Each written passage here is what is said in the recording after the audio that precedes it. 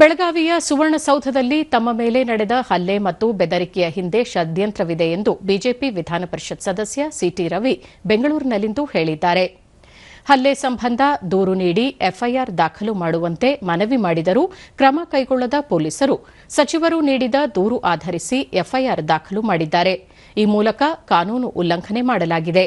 ಇದರ ಹಿಂದೆ ಉಪಮುಖ್ಯಮಂತ್ರಿ ಮತ್ತು ಸಚಿವರ ಕೈವಾಡವಿದೆ ಎಂದು ಅವರು ಹೇಳಿದ್ದಾರೆ. ತಮ್ಮನ್ನು ಬಂಧಿಸಿ ರಾತ್ರೋರಾತ್ರಿ ಹಲವು ಕಡೆ ಸುತ್ತಾಡಿಸಿ ಮಾನವ ಹಕ್ಕುಗಳ ಉಲ್ಲಂಘನೆ ಮಾಡಿದ್ದಾರೆ.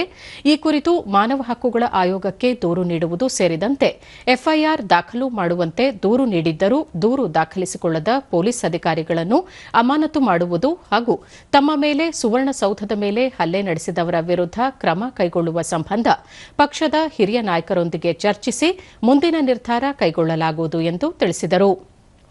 ಮುಖ್ಯಮಂತ್ರಿ ಸಿದ್ದರಾಮಯ್ಯ ಅವರು ಕೂಡ ತಮ್ಮ ವಿಚಾರದಲ್ಲಿ ನಡೆದುಕೊಂಡ ರೀತಿ ಸರಿಯಲ್ಲ. ವಿಧಾನ ಪರಿಷತ್ ಸದಸ್ಯರಿಗೆ ರಕ್ಷಣೆ ಇಲ್ಲ ಎಂದ ಮೇಲೆ ಜನಸಾಮಾನ್ಯರ ಪರಿಸ್ಥಿತಿ ಏನು ಎಂದು ಪ್ರಶ್ನಿಸಿದ ಅವರು ಎಫ್ಎಸ್ಎಲ್ ವರದಿ ಬರದೆ ಬಂಧನ ಮಾಡಿದ್ದು ಖಂಡನೀಯ.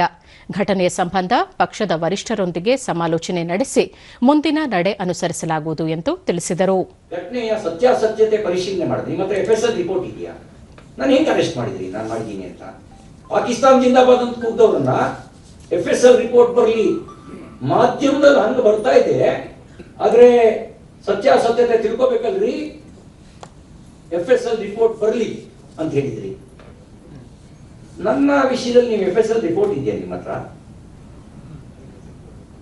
ಮತ್ತೆ ನಿಮ್ ನಡವಳಿಕೆ ಹೇಗಿದೆ ಅಂದ್ರೆ ಅತ್ಯಾಚಾರ ಮಾಡಿದ ದೂರು ದಾಖಲಾಗಿದೆ ನಿಮ್ಮ ಶಾಸಕರ ಮೇಲೆ, ನಿಮ್ಮ ಮಾಜಿ ಸಚಿವರುಗಳ ಮೇಲೆ.